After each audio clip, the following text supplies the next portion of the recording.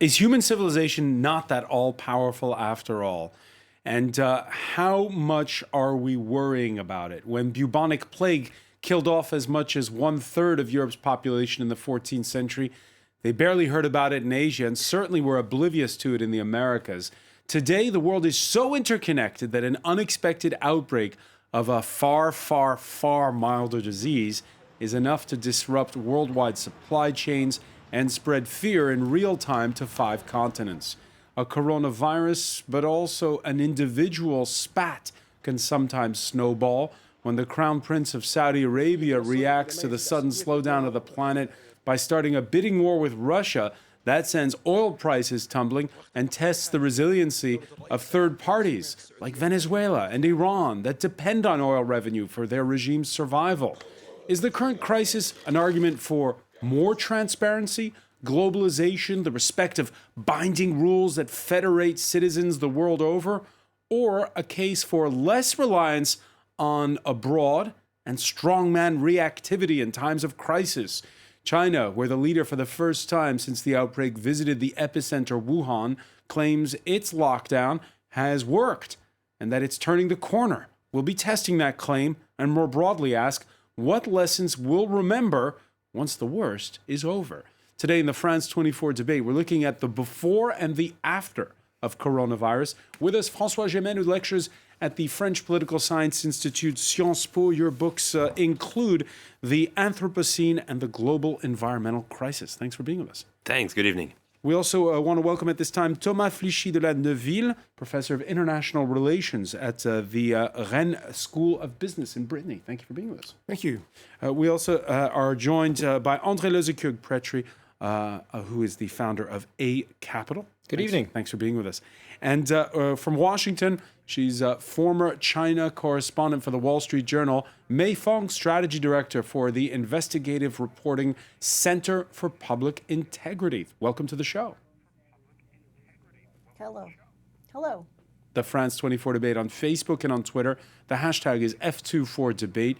Yet with a daily death toll that has since climbed to 631, it was late Monday that Italy's prime minister took to the airwaves to announce that the entire country was now under quarantine. There will no longer be a red zone. There will no longer be Zone 1 and Zone 2 of the country's virus alert. There will just be Italy, a unified Italy, all under a protected zone. Therefore, travel is to be avoided on the whole territory. An entire nation under lockdown. Your reaction to that, François Gémen? These are quite fascinating times. What surprises me most is that the measures that we are ready to take to face this coronavirus are much more severe than the measures that we would be ready to take to face climate change or atmospheric pollution.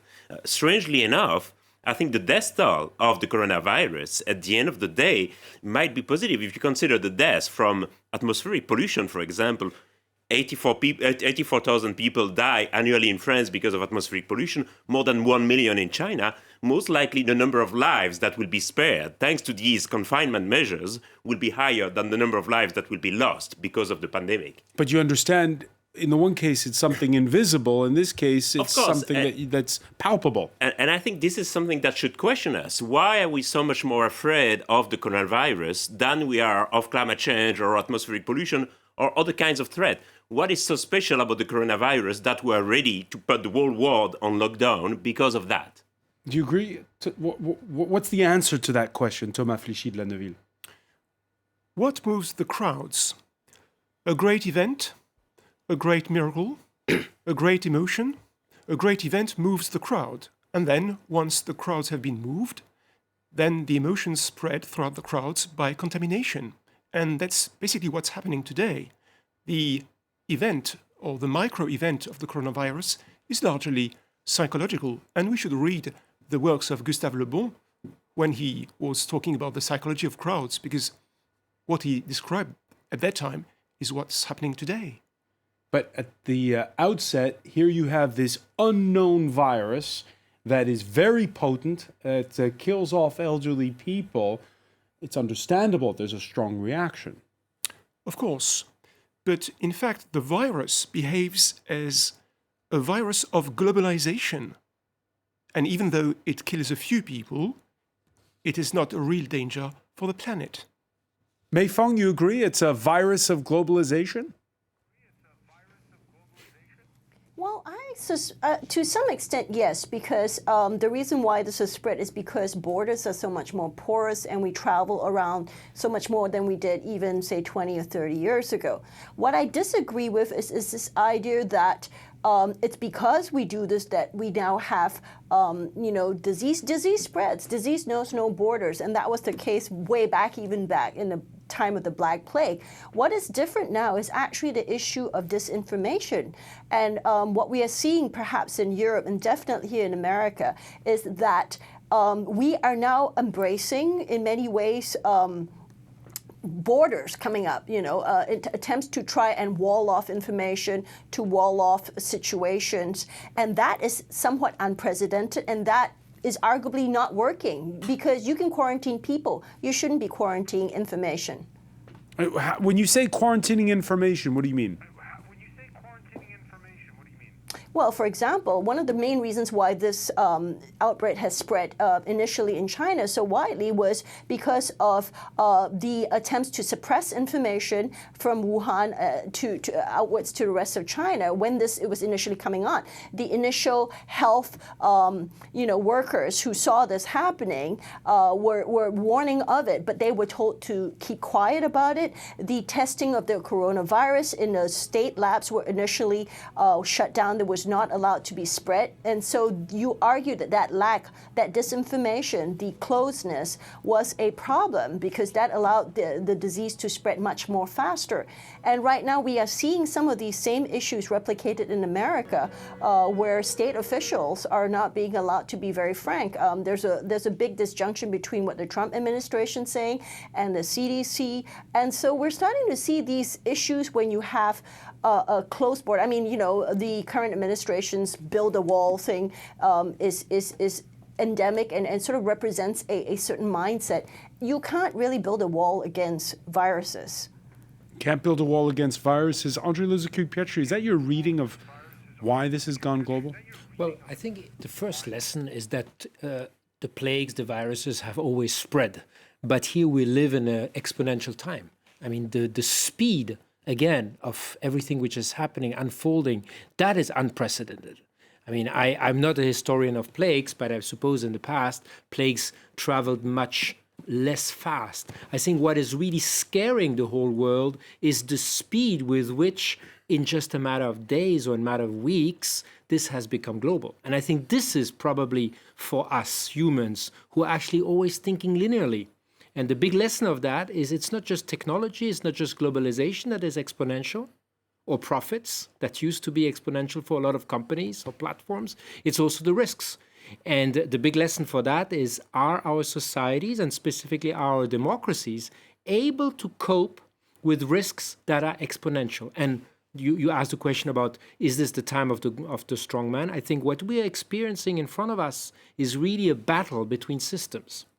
Will strong systems overcome and show that actually they have the stronger hand to confine, etc.? Or will liberal democracies be able to also show some kind of effectiveness, especially with transparency on information, which is our strength? And sitting here in Paris, we of course live in a dual system, right? We have France with its republic, and we also members of the European Union.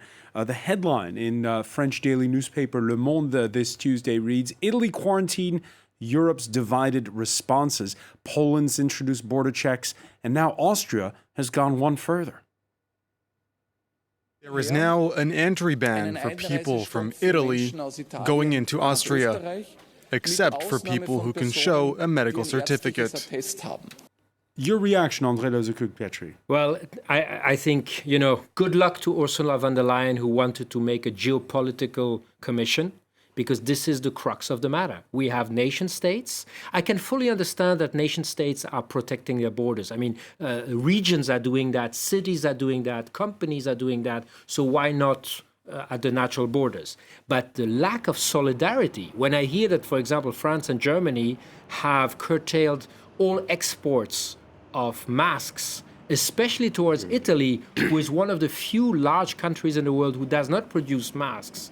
I think this absence of solidarity we will be reminded by the Italians not long from there that we lacked solidarity. So it's time for leadership. And I don't see that leadership coming neither from Berlin, a little bit from Paris. I heard that Macron wants to have a call between the leaders, but it's not time for calls anymore, it's for real action. And in a way, this lack of solidarity amongst European nations is very reminiscent of the refugee crisis, where we also had the same lack of solidarity also with Italy and with Greece. And we saw that this refugee crisis really kind of questioned the very identity and the very project of the EU. And I'm afraid we're going to see pretty much the same here. In the face of a sanitary crisis, we would have expected some kind of European unity and a kind of coordination across measures in the different European countries. We're not seeing that right now. Whose fault is it? I think it's the fault of the EU governments in the first place, and also of the Commission and the Council. These are weak institutions in the face of governments, and we need to realize once again that European institutions are very weak when compared to the national governments. Thomas Flichy-Glaneville, predictable? It was predictable. It was, of course, predictable not only the virus, but also the reaction of the Europeans. We rely today on indicators, mostly financial economic indicators, in order to assess risks. And we forget the weight of history. During the last 1,000 years, plagues and epidemics coming from China, India, have spread in and have caused diseases in the Mediterranean area. 50% of the diseases were coming from Asia. And this phenomenon... Just like Europeans exported their diseases to the Americas. To South America, for example. Yeah. So this was predictable if we take history into account. And again, when you look at the new borders, the control of the population started at the beginning of the 16th century, when the population of Carpentras had to have a health certificate in order to get out of the town and get to another one. Mei Fong? I think it's so much history here. I agree that it is an issue and a challenge for systems here, because what the virus is doing and where it's happening is an interesting juncture of where we are right now, where Europe is, where all these internet networks, like, for example, Brexit's happening here, and in America we have, Trump and build a wall, and so the systems of globalization, the interconnectivity that we've had for the last 20, 30, 40 years is sort of breaking up, and there are a lot of challenges to that system. And here comes this crisis, and the question is, do we stand together or do we fall apart? Do we erect walls or do we joining hands in terms of sharing information, in terms of coordinating, all those things that we've talked about. And this is a very big challenge writ large in a very fast-moving time. And it's not just global health experts who are going to be watching what happens with this. It will be political scientists, because this is telling us in which direction much of the West will go. We've had doctors on the show, Mei Fong, who have, in the United States, who've been in contact with colleagues in China. It seems as though there really has been a coming together when it comes to trying to quickly develop a vaccine, say. But do you get the sense that... Why are we individually testing? No. Why are we individually developing all our own testing for a virus? Why are we not sharing at that front? Why are we quarantining borders now, right? We are putting aside people. We are not sharing the information in the same way that we used to.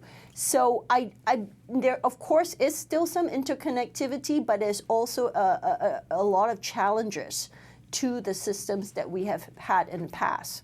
How do you think the response has been since December, André? I'm not a medical expert, but from the cooperation, I would kind of disagree. It seems that at the international level, the interconnection between the different drug administration, between the big drug companies. Obviously, there's an emulation, a race to the first one who will develop a vaccine, but the connection between the WHO, which has been so poor in managing Ebola, on that front, with a relatively slow start, especially under the leadership of her Director General, seems to have rallied everybody around it. There are daily briefings. So I kind of disagree on that. What I'm worried is that indeed, even if we can appreciate the strong reaction by China, say, starting January 20, we should not get the communication machine, if we don't call it the propaganda machine now, kind of lecturing us about how great the China reaction was and forgetting that probably we are all in this mess because the first 6 weeks were hidden in Wuhan at the local level. All right, it's the age of globalization. Thomas Flichy de la Neuville, we'd said that multilateralism was under assault, that now the World Health Organization is front and center. Is the world coming together? We have the impression that globalization is going to erase borders. I want to jump in.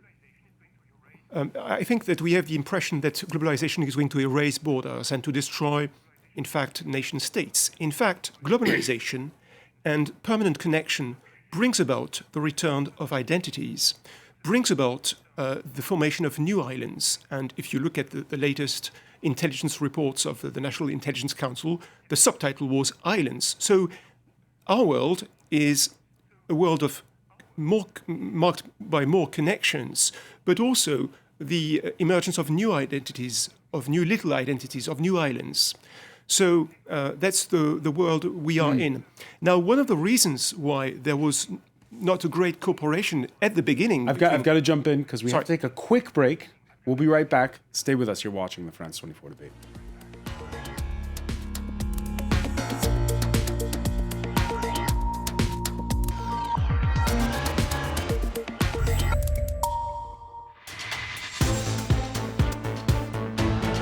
Welcome back, or welcome if you're just joining us. It's the France 24 debate. We're looking at the before and after of this coronavirus outbreak, and we're doing so in the company of François Gemène, who lectures at Sciences Po. His books include The Anthropocene and the Global Environmental Crisis. We're with as well Thomas Flichy de la Neuville, Professor of International Relations at the Rennes School of Business. André Lezequier-Petry, founder of A Capital. And from Washington, former China correspondent for the Wall Street Journal, Mei Fong, strategy director for the Investigative Reporting Center for Public Integrity. We were talking before the break about the unintended consequences of this virus outbreak. Oil markets, by the way, have rebounded this Tuesday, but nowhere near enough to compensate for the biggest single-day drop in crude in 3 decades. On the New York Exchange, it was trading at $33 a barrel.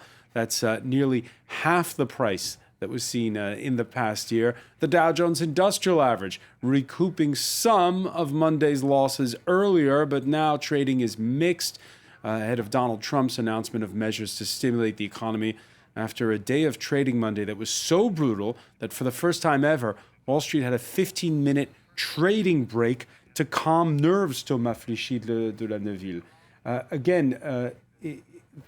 These are traders. They're trying to make money. They're not medical doctors, obviously. But your thoughts on this? Well, I think that at the beginning, for the United States, the virus, the geopolitical consequence of the virus was pretty interesting because the great enemies of the United States, Iran and Russia, were touched by the virus. And moreover, the connection between Russia and China was blocked, and the border between both countries was blocked. So that might explain the reason why cooperation didn't start early. Cooperation didn't start earlier, you think, André Lezequier? Well, again, I think cooperation is in the move, and we are seeing for the first time, I don't know who said that, I think it was the French Minister of Health who said for the first time a pandemic might be contained. Of course, we don't know when, but that's the measures we are trying to take. And indeed, what's happening in China shows that the curve the corners can be turned. But coming back to the traders, I think, again, two reasons. One, they see that nobody has a clue. I mean, it's very rare in history that there is nobody who can give a direction where it's heading. And imagine for stock markets who are always, and the anticipation is the worst. And the second thing... When you say nobody, you mean no political leader? No political leader, no medical leader is able to give you a precise direction where we're heading. So this is scary. And the second thing, let's not forget a technical aspect.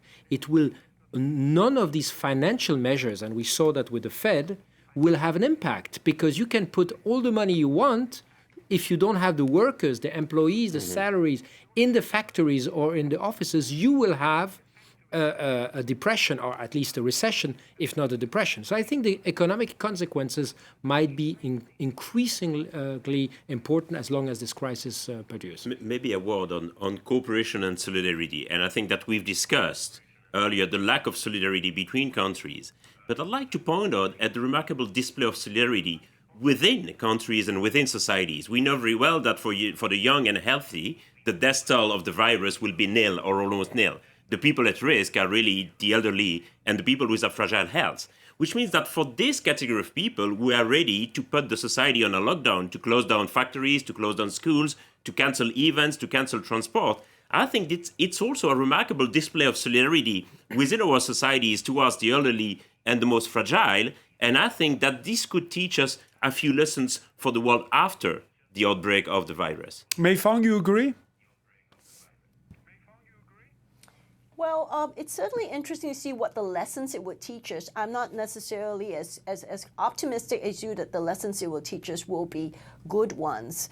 Because here we are, we're talking about, it's not just a question of medical cooperation between countries. This is at the heart of it all political cooperation, as we know. And yes, it's true. Where is the leadership on this right now? We have in place global leaders right now who, for the most part, are talking isolationism. Do we have President Trump here in his wall? We have President Xi Jinping and his China soft power growth. We have Boris Johnson, Brexit. So we don't see anybody stepping forth right now and saying, let's work together, let's cooperate, let's get together to do this, and not just on a medical level, but also on all sorts of levels, financially, so and so. Because as you say, it is going to be a big financial issue, and this is supply side. So all the typical levers to counter this that we have aren't equipped for supply side economic problems. Yeah, and in one case, it might even be partially an almost personal spat when Russia refused to deeper cuts in oil productions to prop up the price of crude. The world's biggest producer, Saudi Arabia, responded with a unilateral decision to flood the market, grab market share. And that sent prices tumbling 24%, André Lozic-Pietri, on Monday. Is it just because of the impulsive decision of the 34-year-old crown prince of Saudi Arabia that oil prices are tumbling? Yeah, I mean, they are big politics. As you know, the level at which the Russians can entertain oil prices is much lower than Saudi Arabia. So the fact that Russia initially did not want to go ahead with the reduction of production triggered this reaction. Big consequence, which I think is not debated as much in the U.S. as it should be, the influence of the U.S. on Saudi Arabia seems to be nil, because the damage is massive, obviously, on these cuts. So Saudi Arabia is again probably a little bit a loose cannon in this world. So on that one, I completely agree with Mei-Fong, is that the cooperation is not where it should be. It should only. The other thing, when I see all these world leaders, the French president being now contained because one of the ministers has coronavirus, President Trump apparently having met one of his aides who is now also confined because of corona. I mean, this is also showing that you can be a political leader as high as you want. Everybody is touched the same way. So this, I am also a little bit on the optimistic side. This could teach us a lesson that without cooperation, without being, naive or too, wide-eyed about it, is necessary, or we will not tackle it. Just walls will not help. Indeed, I think it will teach us a few lessons in a matter of cooperation. I mean, people are now turning to the World Health Organization for guidance and recommendations. And we knew that international organizations had come under fire recently, and many world leaders had claimed that they could do without international cooperation and they could better manage things within their own borders. And now we realize that this is not the case and that without cooperation, the pandemic will not be contained. And I think this will strengthen the need for international cooperation and also international organizations alike. Thomas Fichy de Lanneville? I think it depends upon the size of the pandemic, on its extent in the next weeks or months. But what is sure is that if the size increases, we will be forced to cooperate. For the time being, Saudi Arabia distrusts the United States now, and of course there are difficult relations between Russia and Saudi Arabia. So everyone is surprised by the phenomenon and playing its own survival for the time being, I think. It'll be interesting to see how that plays out in the coming days. Now, there could be light at the end of the tunnel, or certainly that's what the Chinese are saying. A first since the outbreak began in December. The leader visiting the epicenter, Wuhan. This as Beijing touts a leveling off of new cases. Jean-Émile Jamen has more. A first visit to Wuhan for President Xi Jinping since the city emerged as the epicenter of the coronavirus epidemic. Signs that confidence is returning and the signal that the outbreak is under control. Unprecedented quarantine measures that have sealed off Wuhan and the rest of the central Hubei province since late January appear to have paid off, with new infection rates dropping dramatically in recent weeks. On March 9th, the number of new confirmed cases in Wuhan fell to less than 20. For 5 consecutive days, there have been no new confirmed cases in Hubei province outside the city of Wuhan. In the other provinces, there have been no new local confirmed cases in the past 3 days. Many makeshift hospitals around Wuhan are now shutting down, and strict travel restrictions put in place around the Hubei province eased as recoveries continue to show.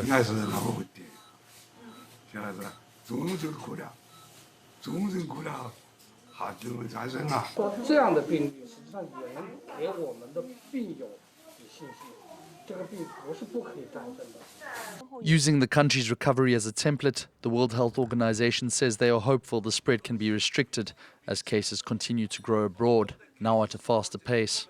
Of the 80,000 reported cases in China, more than 70% have recovered and have been discharged. So the message here is, even if we call it a pandemic, still we can contain it and control it. According to the WHO, people with mild virus-induced illness recover in about 2 weeks, while those with more severe illness may take 3 to 6 weeks. With those numbers improving day by day, confidence in China appears to be on the mend. So, Andrei Lozikuk-Pietri, you were with us when we first heard about this on this show. At the time, we were wondering aloud about China's credibility, its public image. We talked about the criticisms from within China on social media against the leadership. At the end of the day, does Xi Jinping come out stronger? It will depend. I mean, as I mentioned, the communication machine is now in full steam, and we should, especially as liberal democracies, not be impressed.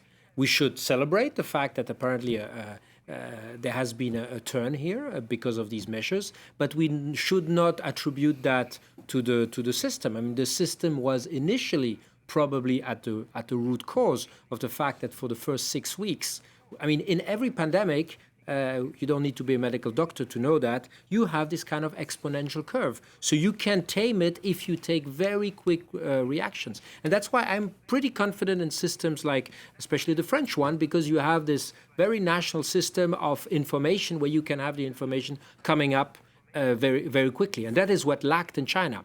The fact that they were able then to have a very strong hand and confine entire regions obviously helped. But the conclusion should not be the system works. The conclusion should be we need to anticipate much more. And that's indeed where liberal democracies are very bad, is we are increasingly in this short-termism that we don't anticipate. And you said that yourself. I mean, a pandemic was just a matter of time.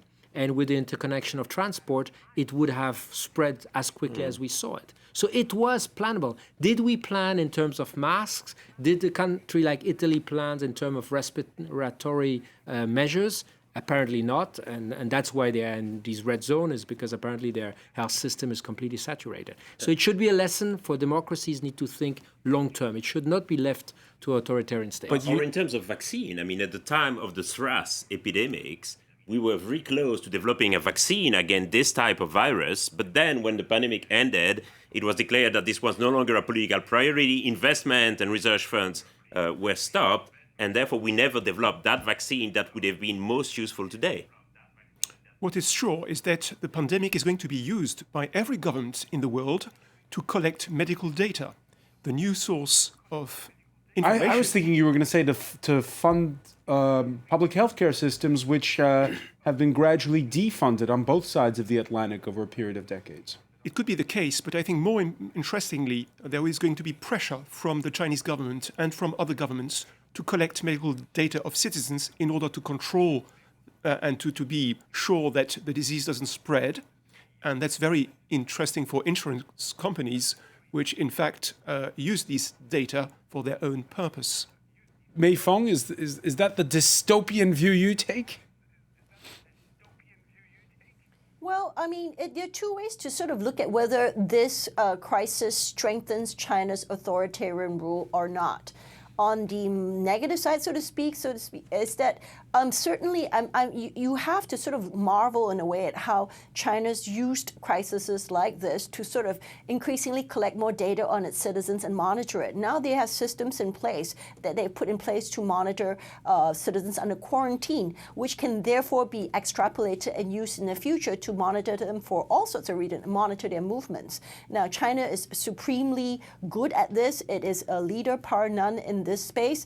And so you might argue that that has actually helped strengthen Xi Jinping's authority. The other end of it, which is something to think about also, is economically, this has made a big dent in China's growth. Now, when the SARS, coronavirus epidemic happened more than 15, 16 years ago, China was on an upswing. Economically speaking, it was phenomenal growth, primarily in the manufacturing sector. So the recovery from that was really quick. But right now, China has already been facing a lot of economic headwinds in its growth. Its growth has slowed. It's no longer a manufacturing powerhouse. That's not where the future growth comes from. It is demographic issues in terms of having a ready supply of abundant labor because of the falling birth rates. So something like this happening, because of this Chinese government's compact with its people that, you exchange your freedoms in exchange for rampant economic growth, that is questionable now. So this will go forward, and that could be potentially a challenge to his regime. We will have to see which way it goes. All right. There's news coming in just now, breaking news, that Renault and its partner Dongfeng could restart automobile production in Wuhan. On March the 16th, Peugeot could do so 4 days later. And the term of before and after was used by France's own economy minister on Monday. And the question was, do France and Europe depend too much on China for their livelihood? I think there will be a before and after coronavirus mark in the history of the global economy.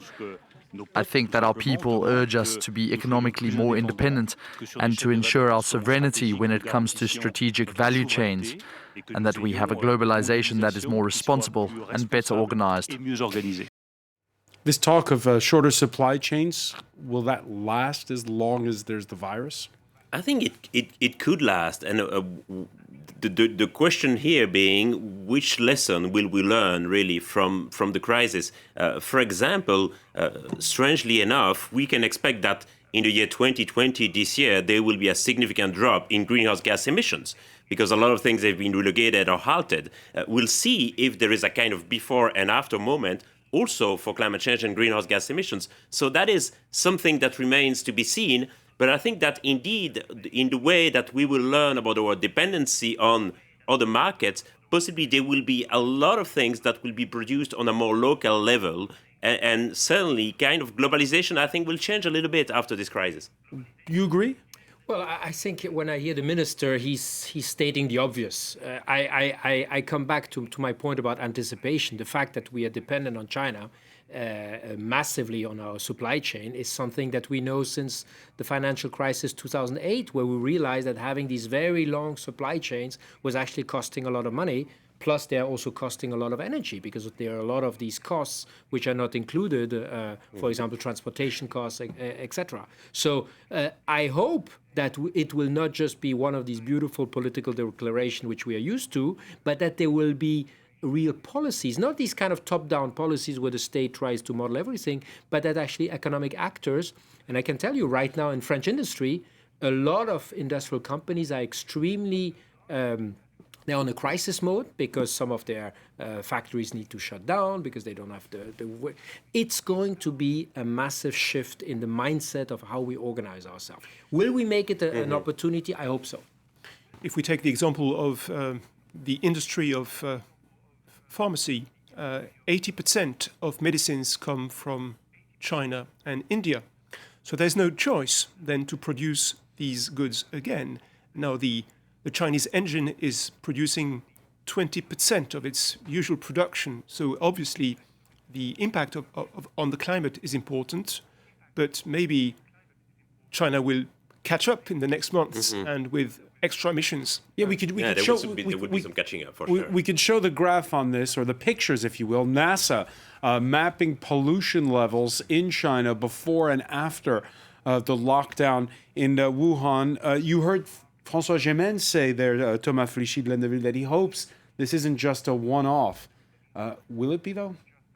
Yes, it might be the case.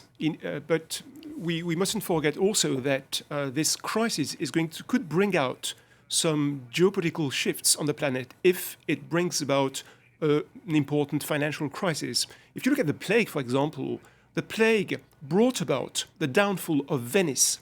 It brought about the collapse of the Byzantine Empire, and it brought about the stop of the Reconquista, of the reconquest of Spain for 1 century.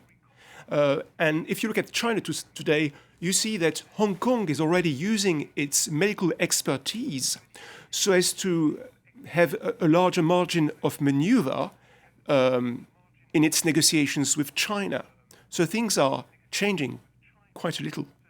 Changing quite a little, and there are countries you got to think about, especially when you're talking about this drop in the price of oil. François Gémen, I'm thinking of Iran, I'm thinking of Venezuela. Not just oil, also shale gas. I mean, the shale gas industry is collapsing at the moment at the US. So I think that could be also a kind of turning point for the transition towards a low carbon economy. The question is, which lesson will we learn, and will we be able to make an opportunity out of this crisis? You've just shown the cloud of the atmospheric pollution over China. This is great news for mortality in China. That means that hundreds of thousands of lives will be saved thanks to the coronavirus. That might seem really surprising and even provocative to say, but that is the harsh reality. Mei Feng is a former Wall Street Journal correspondent in China. Your thoughts on this? Maybe because I'm a journalist, I tend to be much more cynical about these things than these gentlemen academics. Yes, things could change. This could be a tipping point, but not necessarily a good one. Now, the whole debate on shorter supply chains has been happening, as we know, long before this crisis. And maybe this will precipitate things so that every place sort of shrinks and becomes an island and say, okay, we are not going to do more trade. We're going to depend on ourselves. We're going to become self-sufficient unto ourselves. And that, as we know, will be a challenge to the system that we discussed, broadly speaking. Do we come together or do we break apart? Now, the other issue is, but we depend very much on, cheap manufacturing in Asia. There is a reason why China was, for a long time, the colossus that it was, because, as you said, all the hidden costs were not taken into account. The pollution costs, the cost to human labor and human rights issues that were not factored in. So the problem is our systems, as you say, short-termism. what the lowest cost, what will do. There's entirely a strong possibility, as with this crisis, as it was with the SARS virus and so on, that things will revert back to normal. They will go back, that maybe emissions go down now, but then, 5 months from now, it's up full scale running. And because it is cheaper in many ways to manufacture in China, and also China has the level of expertise and logistics support that makes it a reason why places like Apple and Lenovo and all these other tech companies manufacture there. Is that going to change because of a virus? I don't know. What do you think? François Gémen, one industry in particular. Here in Europe, it's not a question of money. It's a question of lifestyle habits. We've become accustomed to cheap airline flights. And now, when we see all these planes grounded, it's hurting the airline industry. Is it going to go back to what it was before the... See, the question is, what will be the new normal after the crisis? One possibility is that we might revert to the old normal situation, or that we might invent something new, and maybe we will learn something about flying less, about the fact that some events could be held online without too much disruption. It's interesting to see that, for example, an up-and-coming IPCC meeting, and a meeting of others working on a new report of the World IPCC, climatologists. Yes, has been cancelled and will be held online, and that will prove a kind of experiment for the first time, and maybe we'll learn about flying less and about shorter supply chains. That remains to be seen, but there is a possibility to invent a new normal. An interesting point I could mention is these annual meetings of the World Bank that were cancelled. They're always pretty ridiculous because they bring thousands, if not 10,000 of people to Washington or fancy places like in Asia or so. And they were often criticized for their environmental damage. While discussing climate change, often they have been cancelled, and it's actually the employees of the World Banks who are asking that these virtual meetings become the norm. So there will be interesting changes here. And we mustn't forget that improvements, generally speaking, are linked to pressure. So this shock, this disruption of the virus could bring about, in fact, creativity and innovation, not only within the states, but also within the firms. Because it's very difficult to reform a firm, and generally speaking, inertia triumphs. But in that case, certain firms are going to be forced to bring out reforms. All right. And it's pretty interesting. The pressure will have to come from citizens. We'll leave it there. Thomas Flichy-Lendeville, I want to thank you. I want to thank as well François Gémen, André Lezekrug-Pietri. I want to thank Mei Fong for being with us from Washington, D.C. We want to thank you for joining us here in the France 24 debate.